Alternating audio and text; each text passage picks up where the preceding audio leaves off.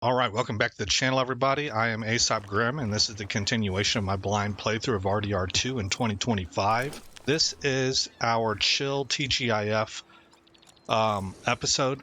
I hope all of you have had a great week. I hope you got a better weekend coming to you.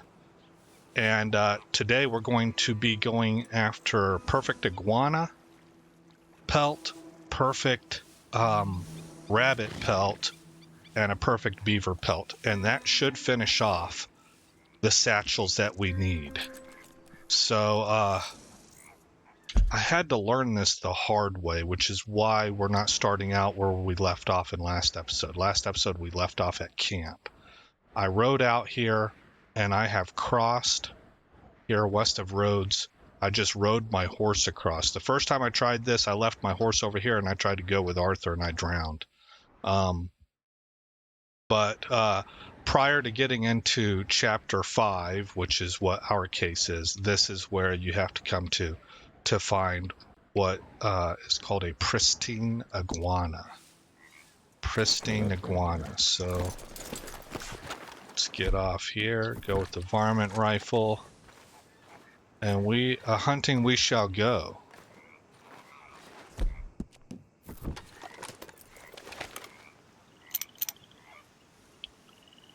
A seagull.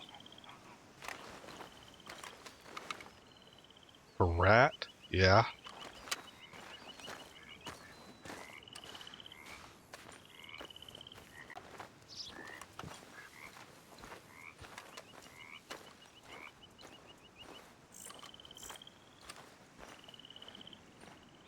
Ah.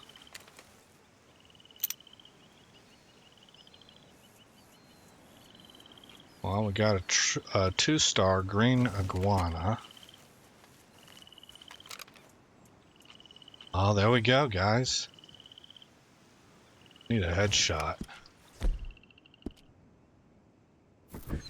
Oh man, he took off. Does that count? It kind of auto-locked on. It looked like it was around the head. Kind of looked a little bit more like the neck to me.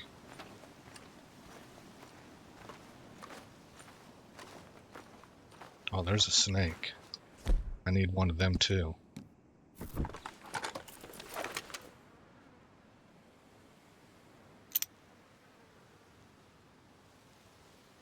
Uh, 3-star cottonmouth, okay.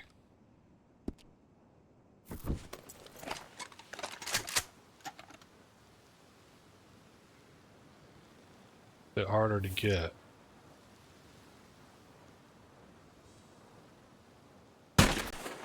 Oh, got him.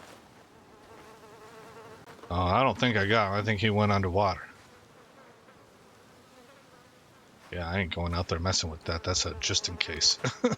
Alright, he is at 3-star. I don't want to get in the water with a pissed off water moccasin. What did it call it? It was a cottonmouth, I think it said. Okay.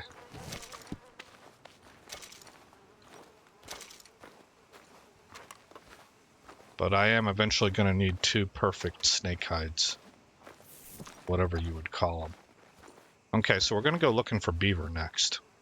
Let me eat while I'm thinking about it. What do we got here? Herptile meat. Meat from a reptile or amphibian to be used in cooking. It looks like frog legs. Nice. Okay. Eat the oregano. The oregano spiced meat.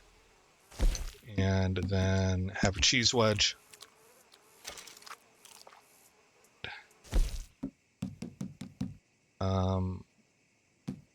Kidney beans. That ought to be good. We'll feed our horse also, but let's Alt-Tab first. And I'm looking for perfect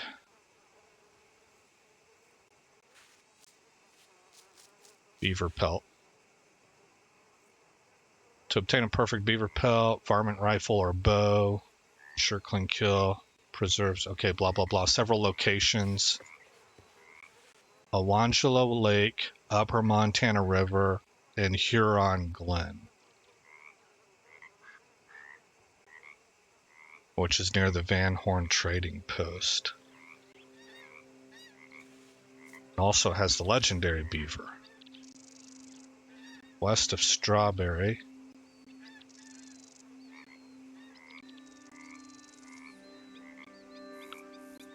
Okay, directly south of Upper Montana River is directly south of Owangila.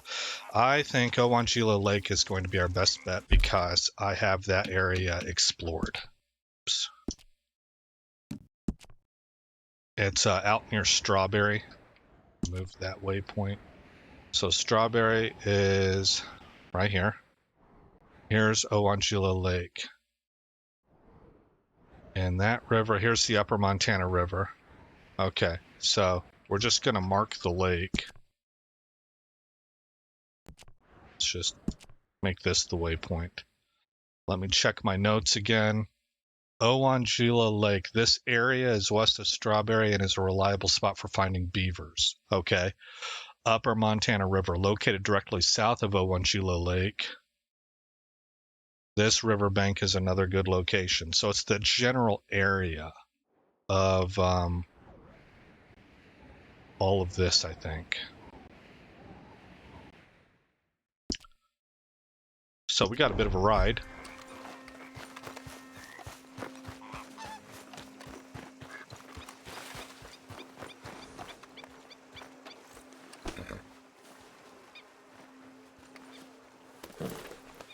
There you go. All right, girl.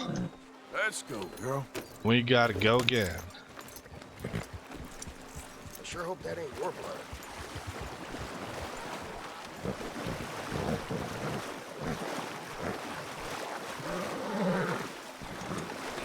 You ate something strange.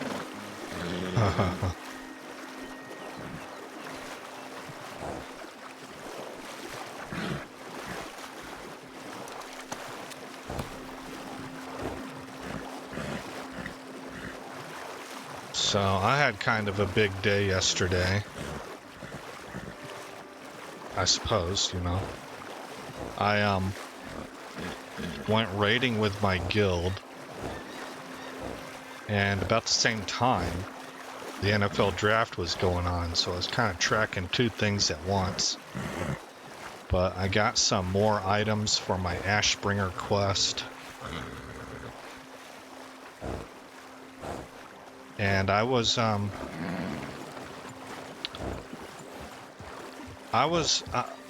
not going to say one of the few, because I don't think that's right. It seems like there are a number of people, and I'm one of them, that were very happy with the Cowboys pick at 12.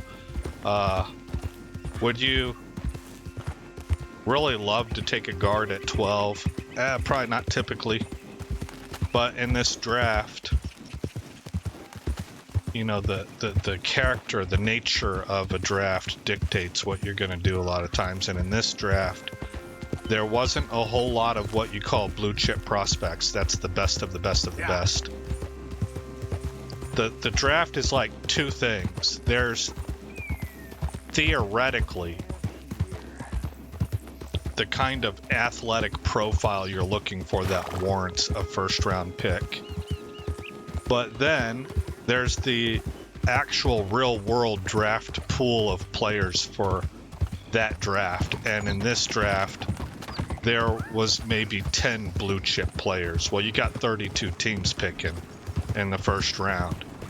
What this draft does have is a really wide range of guys that are rated as like what's called a first/second round talent. Means they're kind of on the bubble.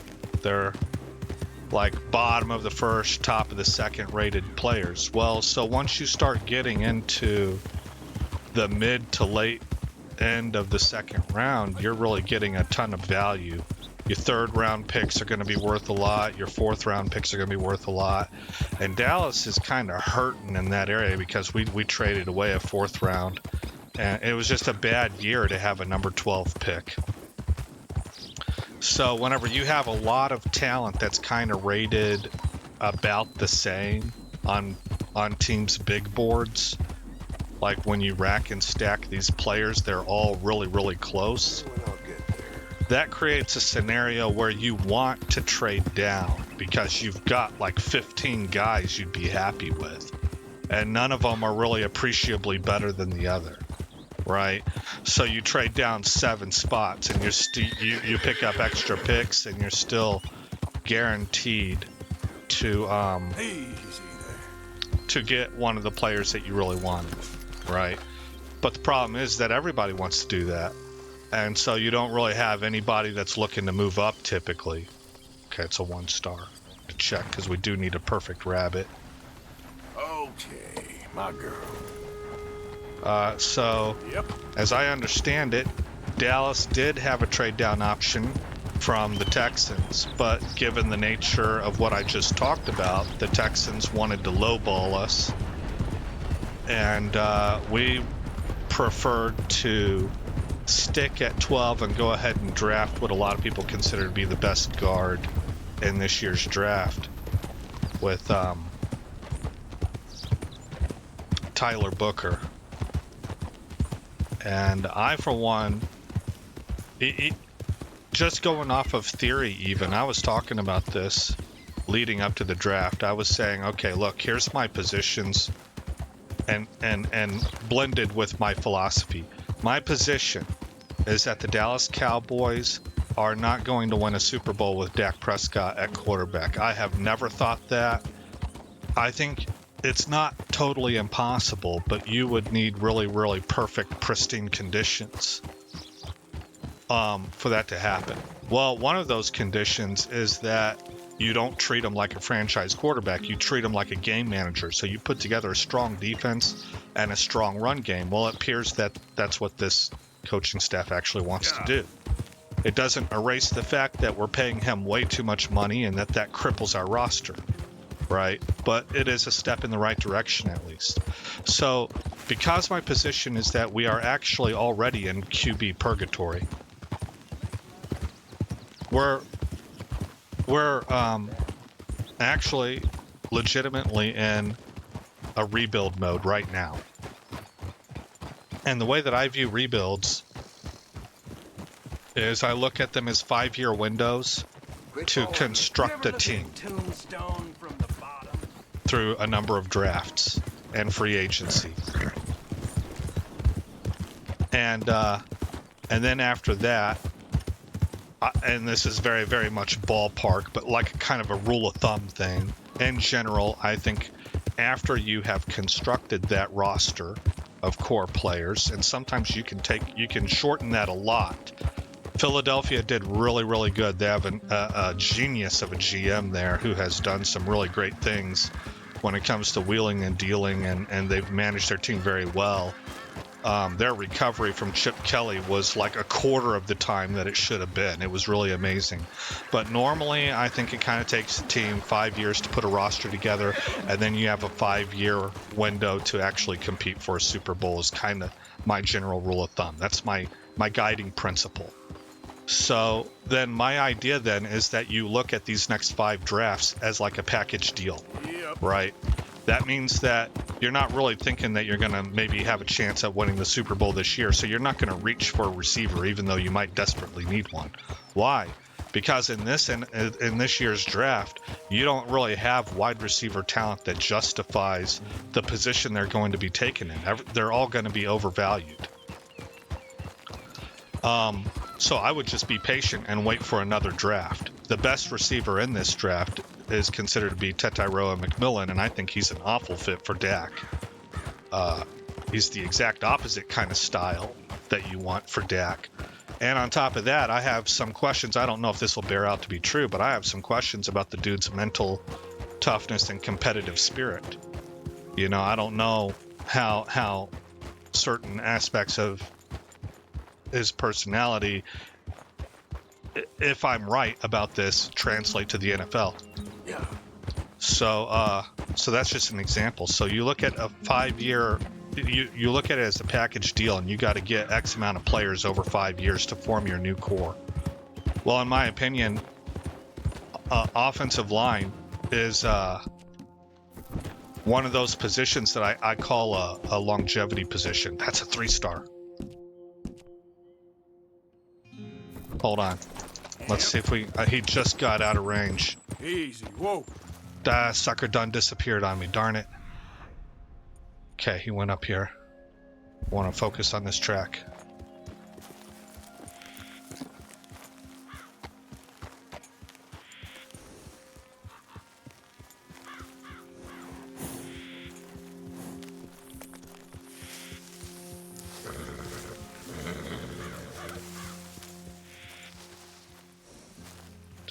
It goes that way.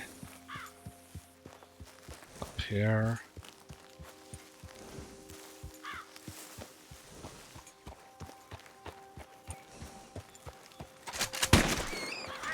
All right, now is he still a 3-star? Whoa. Easy.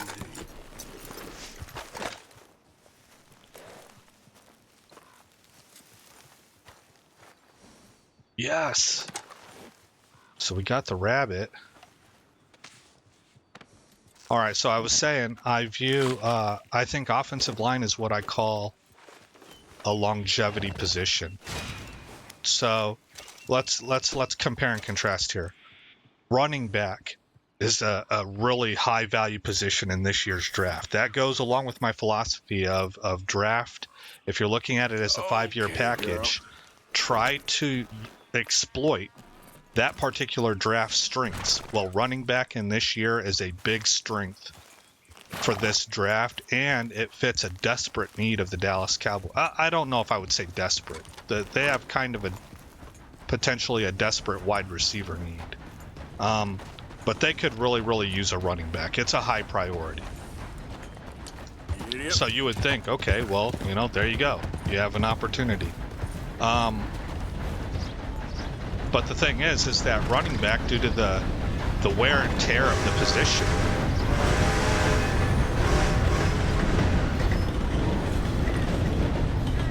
supply train right here.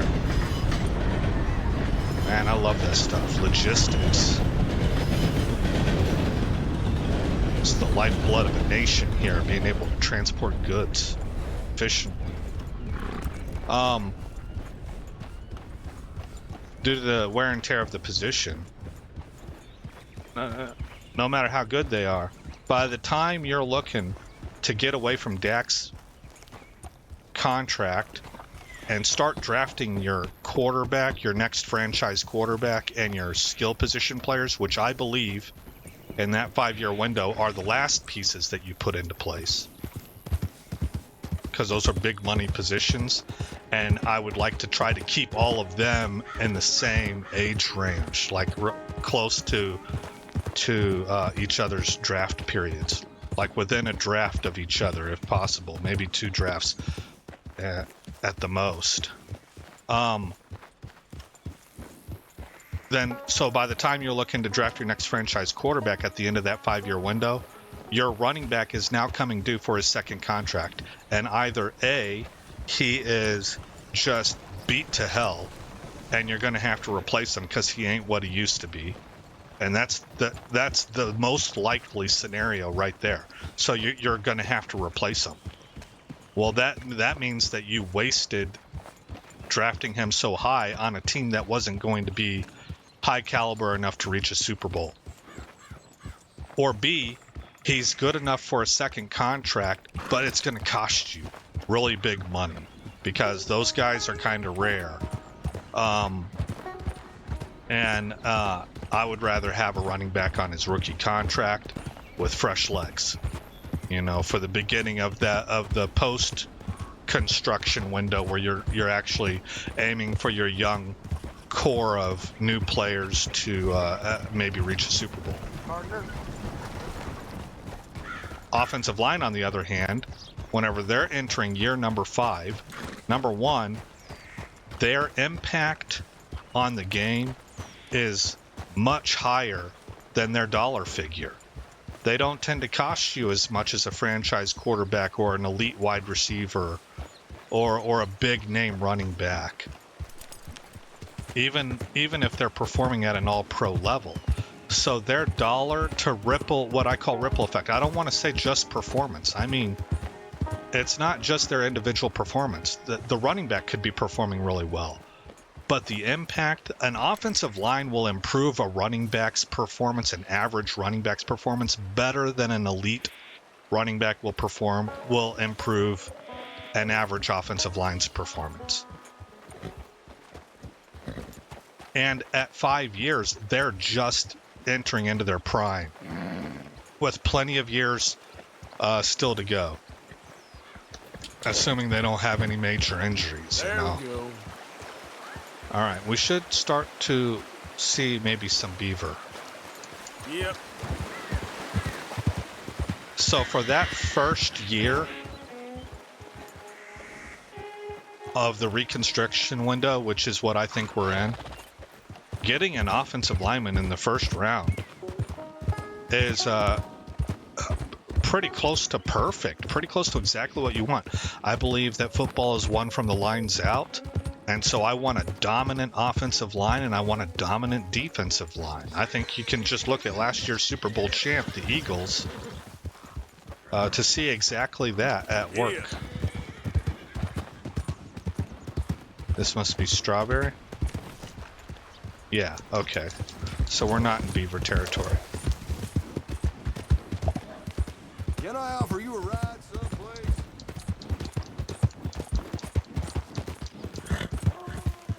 So yeah, you know, I mean, I was just really pleased. I thought that was really good. Continuing on with the ideas and philosophies I laid forth, which I'm sure plenty of people are going to disagree with me on. My presupposition is that Dak Prescott is not likely, like very strongly not likely, to ever get the Cowboys to a Super Bowl. I do like the change and offensive approach that we're having, which basically treats Dak like a game manager. They want a power run game, they want to run first, and they want to set up play action. That's game manager football right there. And I think that that's Dak's best shot, because now you allow his leadership positions to become, or abilities to become really paramount. You're not putting the whole game on his shoulders. Doesn't change the fact that he's being paid exorbitantly high, which is crippling your roster. Okay, that was a raccoon. So I'm just, no matter what, I'm unsatisfied with the Dak situation. I think the Cowboys were exceptionally foolish. And just about outside of drafting him with a 4th round compensatory pick, which I think was a strong move for Dak's talent and ability to that level of pick was very good. But every decision since then has been god-awful for the Cowboys, and it's really, really hamstrung them. Yeah. That's what I think. So in the second round, what are you? Easy, easy. Also a raccoon? Yeah, 3-star raccoon. Oh, you know what? We might need a 3-star one of these days. Yep. Where'd you go, man? I saw you in my screen just a second ago. There you are.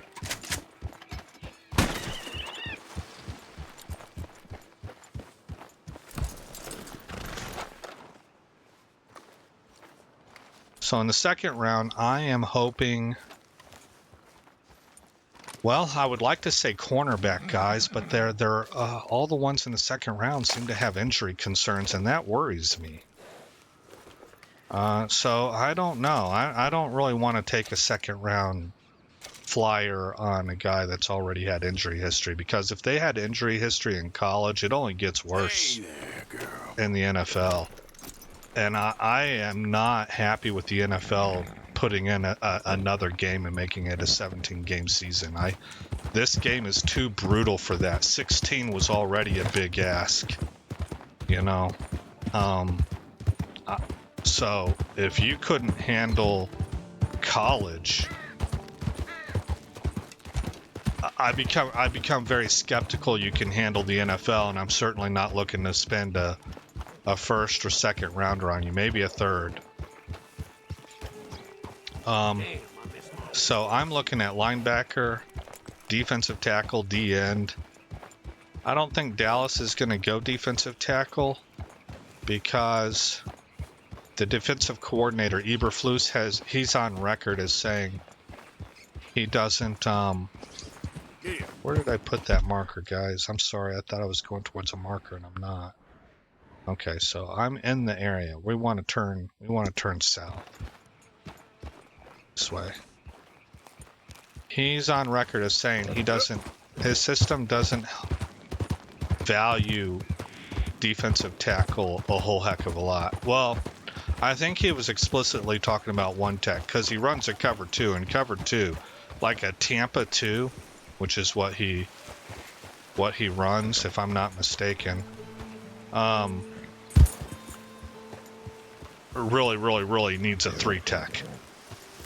Well, we've got a pretty good guy there, so maybe we see him draft a 3 tech style defensive tackle, but I would like to have a 1 tech. I just don't think that they'll do it. So, safety is another one. That kid out of South Carolina, I can't think of his name, Amana Wari or something. Now, he looked really good to me. Now, I don't know nearly as much as I used to. I used to live, eat, and breathe football.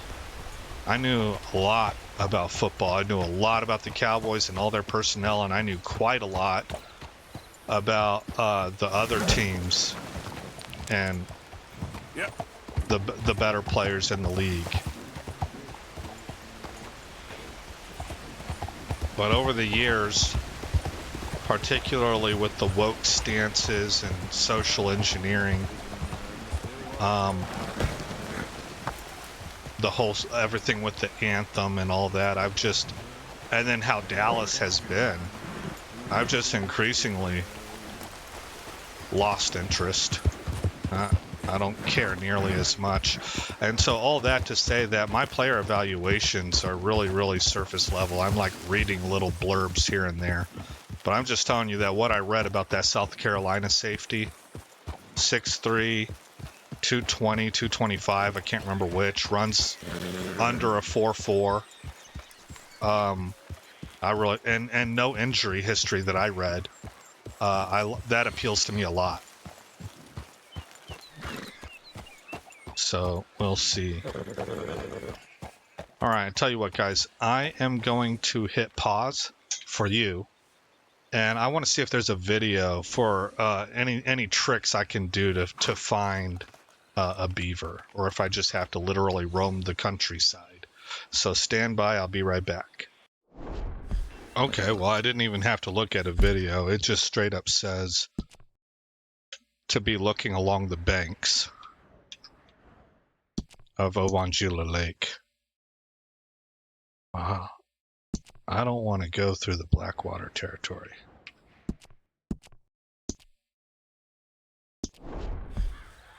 All right, let's get a move on.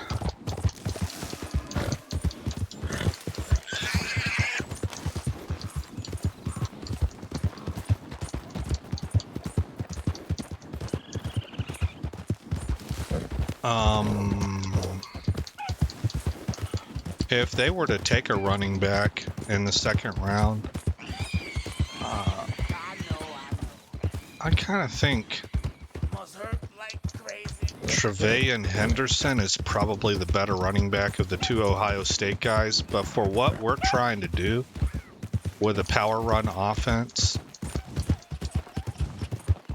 I kind of like Quinshawn Judkins. I don't know how to say his name. Maybe it's Quinshawn. I'm not sure. But I tell you, I just wouldn't. This running back draft is real deep because of what I said earlier about I believe I'm going to have to be replacing my running back right about the time that I'm replacing Dak anyway. So I think it's unwise to spend a premium pick on a running back right now. And then on top of that, it's a really deep draft for running back, which means that I can wait till the 4th or 5th. Well, Dallas doesn't have a 4th rounder, but we'll say 3rd or 5th round, even the 5th round, and I can find a running back to get me through these rebuild years where I don't think that Dallas is going to be able to win much of anything of note at all because they're locked into Dak. So it kind of almost doesn't matter. You're being very patient these next 5 years. So, but because of the depth at running back, you could still get a good one in the 5th, I think.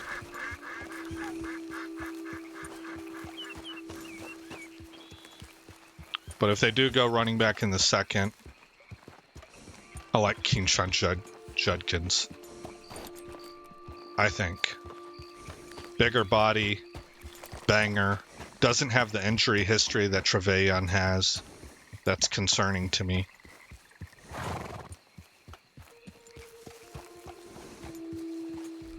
Got any, what do we got here? Rocky Mountain Bull Elk.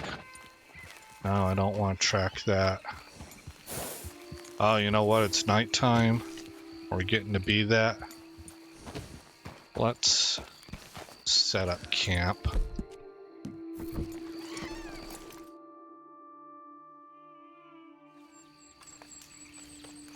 Right by the lake. What a gorgeous place to just bed down at. Want to eat something before going to bed. Maybe something light. Oh, that's raw. How about this?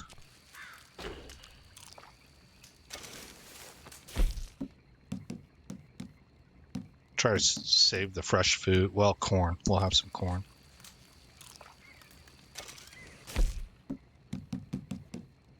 And canned pineapples.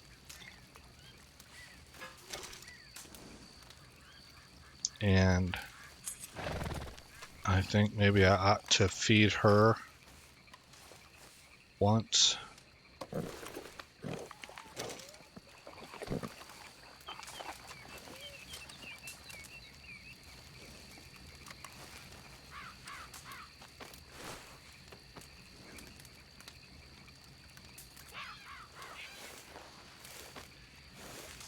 All right, 10 hours of sleep for Arthur.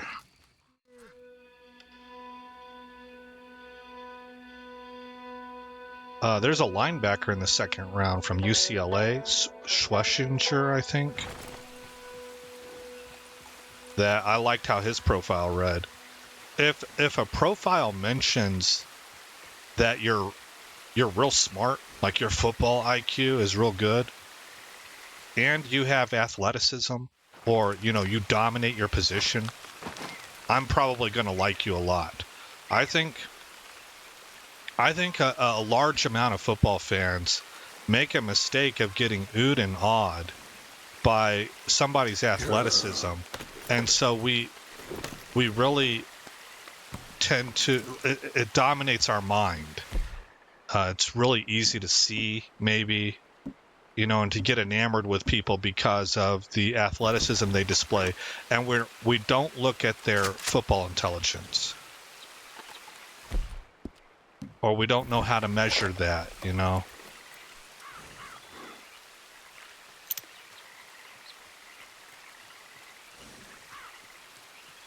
Hey, look at that. That was... Neither one of them seemed to be 3. But that's what we're looking for. Let me try getting closer. Guess I'm going to want this too. Hold on, guys.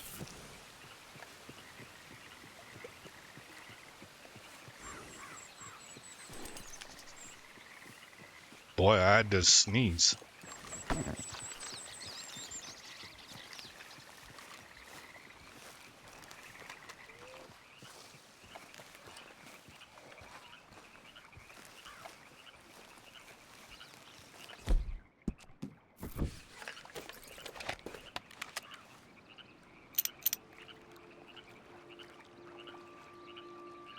Yeah, I guess both of them are 2 stars. That might be another one.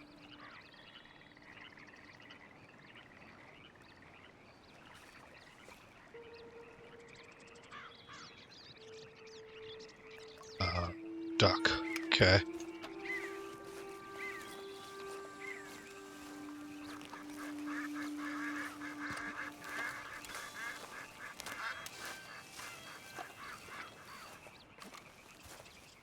You all right, girl? Alright, so we're gonna ride around the shore of this lake.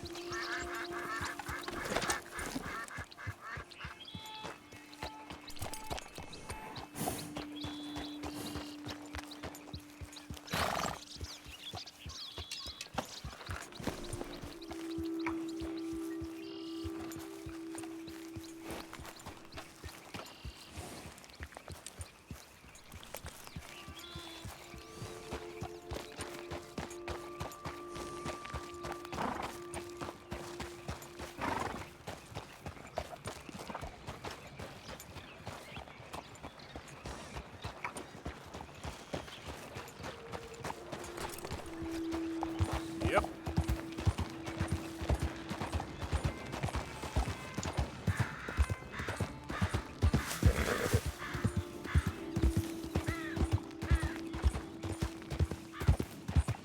Alright.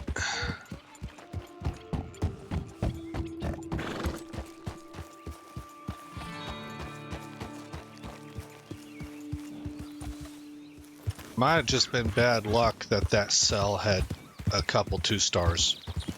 May need to Easy. reset the cell. This guy right up here might be a beaver. Oh, we got a hunter nearby. That's him talking. Oh, that's what I'm looking for. I hope the other hunter isn't.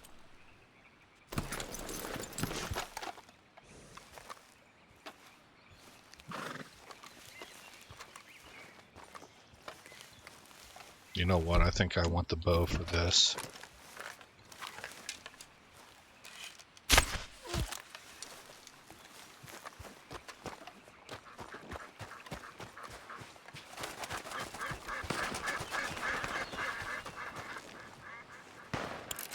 Oh, it turned him into a 2-star. Oh, no. So, I really need a headshot. Oh, he done pissed somebody off. That's a grizzly. Come on, girl. Yep. We're not about helping anybody. We about getting away. I choose life.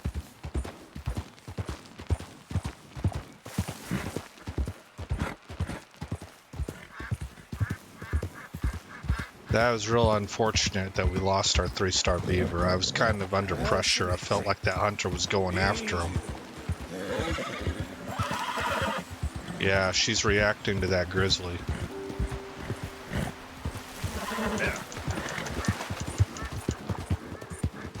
Hold now. Oh, shh, girl. Shh. It's okay. Go easy, girl. Okay, girl. Oh, she ain't happy. Well, we're sitting in brush. Okay. Whoa, girl. Easy now. Yeah, she's better now. You're okay. Good job.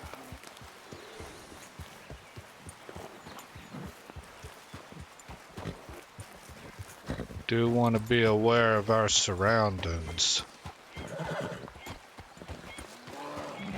Uh-oh. That's a brown bear. Or a black bear. One or the other.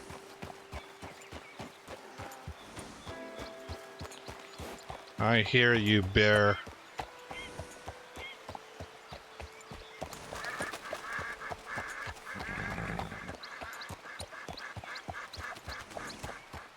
We'll just keep checking along the shoreline. We should come across another one. It's just kind of luck of the draw when it comes to entering into a cell and seeing what the dice roll gives us.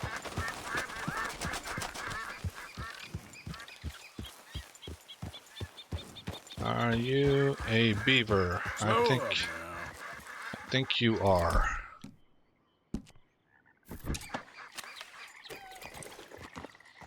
Another 3-star.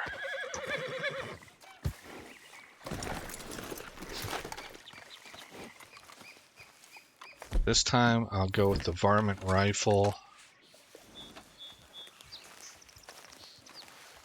Because the varmint rifle does seem to work when you just simply lock on. I don't want to risk it though. Oh man, I'm close. Close. This guy's unsuspecting.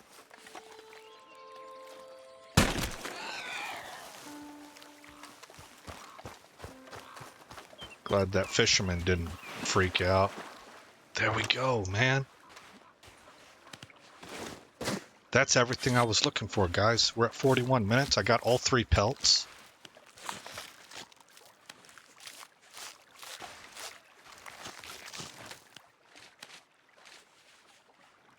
I feel like I'm starting to know what I'm doing with this game.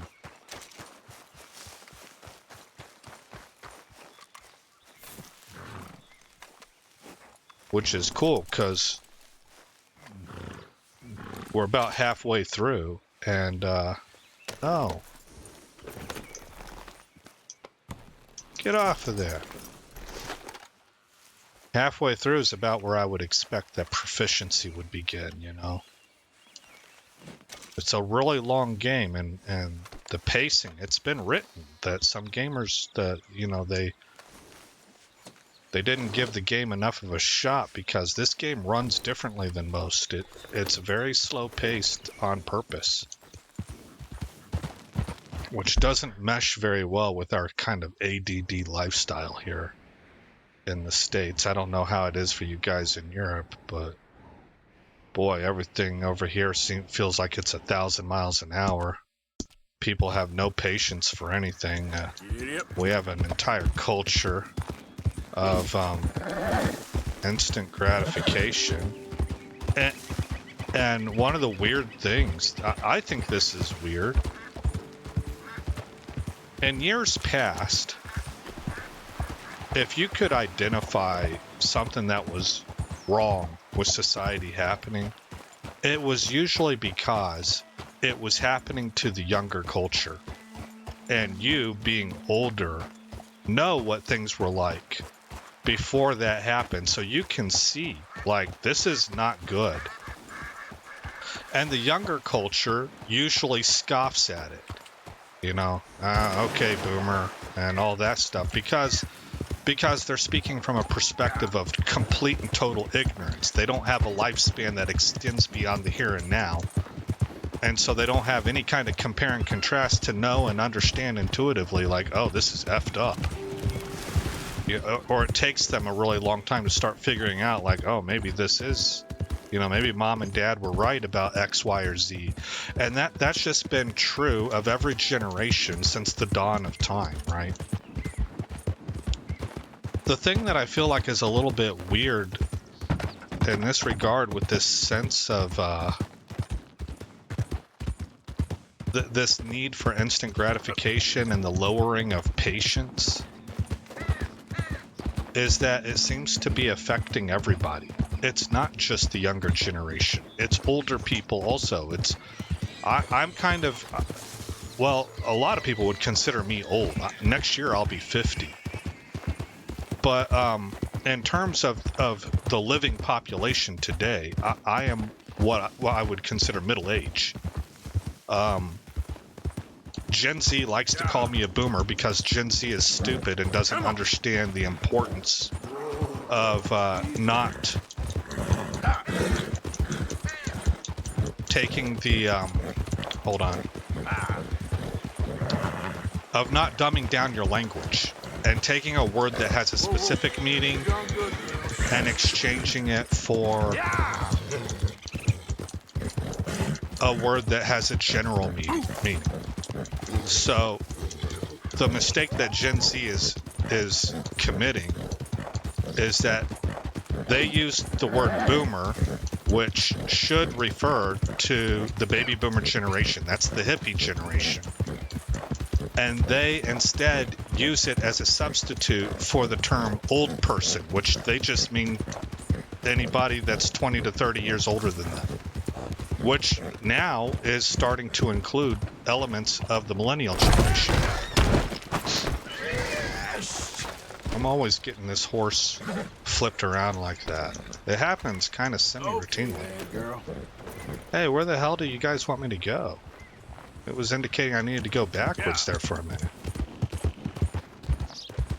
Okay, well that's idiocracy right there. That is taking a language that has specificity and dumbing it down to be so general in nature that you can no longer communicate effectively. Now what are you going to do whenever you want to talk about somebody from the hippie generation? You don't have a word.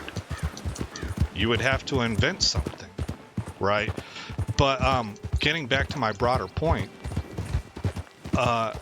so the baby boomers are the hippie generation. I'm Gen X. That's the generation of Nirvana and Kurt Cobain and Pearl Jam and grunge music, Ice-T, NWA, what are they?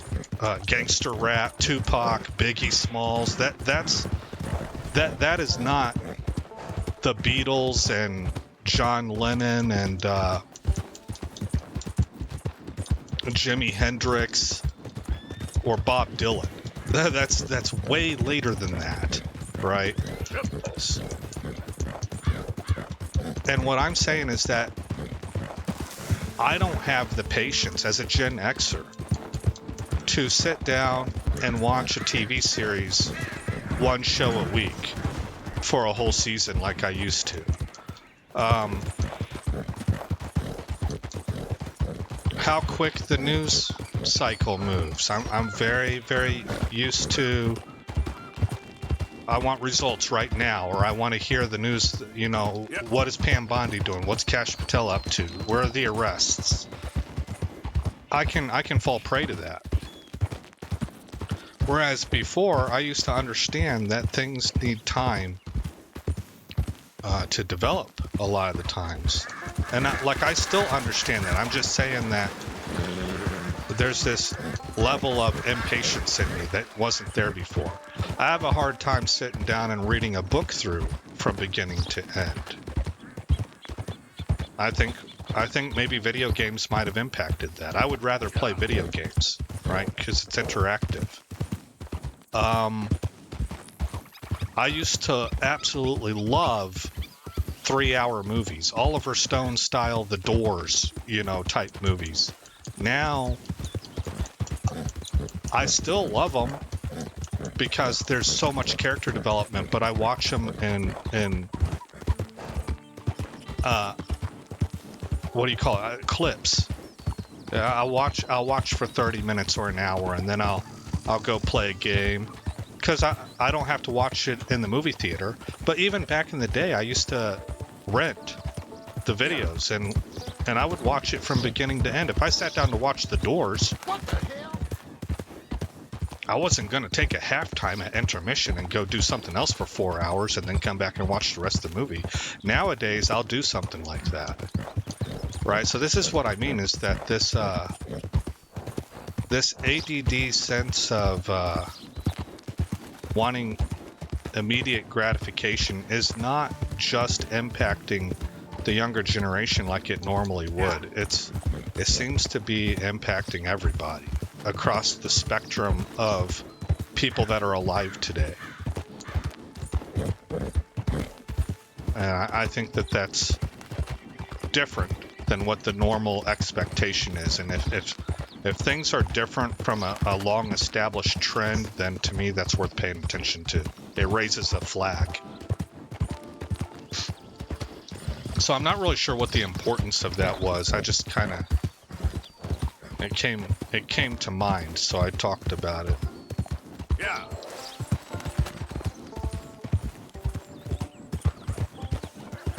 What's the temp? 11:53. Oh, it's only 12:16 p.m., man. It felt like it was getting a lot later in the day than that.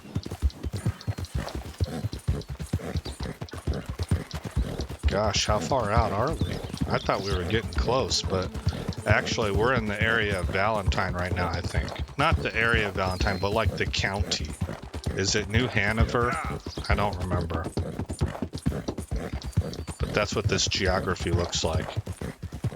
I need to wait till I start seeing the swamplands before I start thinking like we're getting close, you know.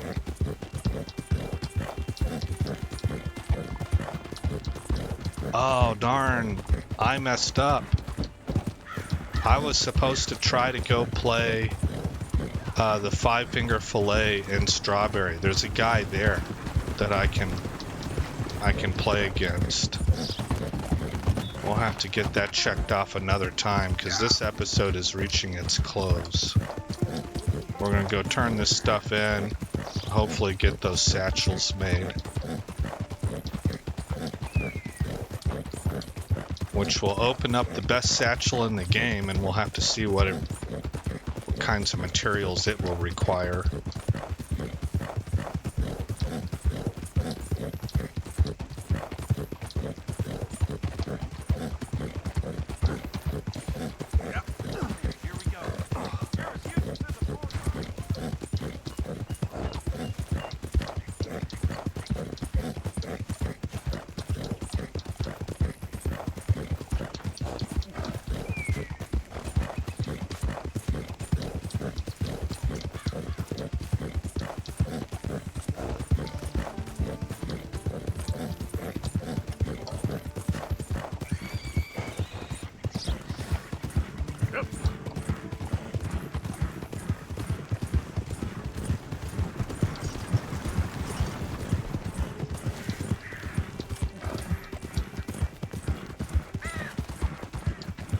Trying to get that rhythm down. There's supposed to be a way that you can press the acceleration button in a certain rhythm and it won't use your horse's stamina. But I feel like I've never been able to find that. Yeah.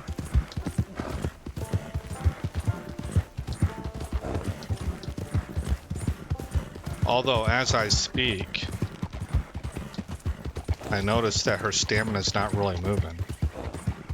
So maybe I did find it. I always thought that that red flash in the stamina sign meant that I was off pace. But I don't think so. I think actually that's what you're supposed to be keeping pace with. That's your metronome.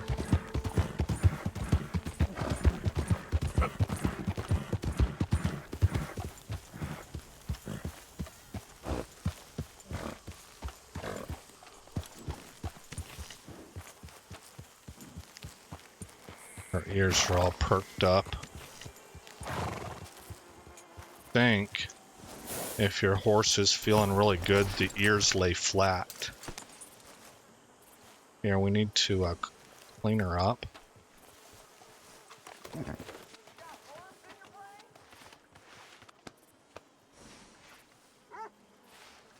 Hey, easy, girl.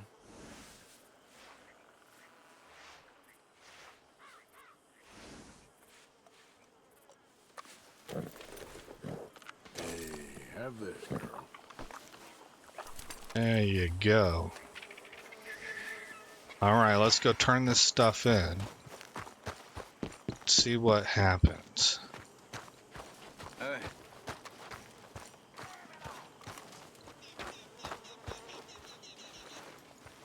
Yeah, donate. Don't forget to go hunting, Mr. Morgan. Yeah, I will. What? We're fine. What are you talking about? Fine, but make sure you get a good price for it. This is going in the pot. Many Okay. thanks, Mr. Morgan.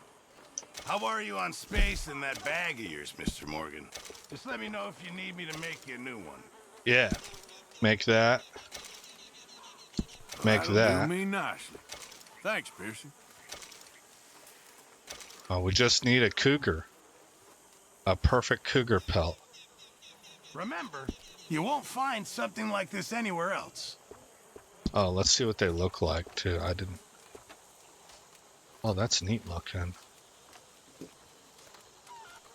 Carrying I'll capacity need for all some more types of materials before I valuables. can make something like that. Oh, it's got an iguana on it, man. That's kind of nifty. Oh, we're going to go with this for right now. Equip that. Yeah, it's already equipped. Okay. I won't be able to make that for you without more materials. I copy. Well, alrighty then. For Arthur, it's almost 2 p.m., about 81 degrees Fahrenheit. Hi, Arthur. Oh my gosh, he's a mess. He's an absolute mess. Oh, because he fell off his horse. So Arthur needs a haircut and a bath. Alright guys, let's hit save. Let's see, we can delete this one. And then overwrite this one.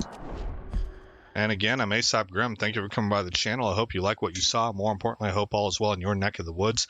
Happy TGIF to you, and I'll see you in the next episode where this story continues.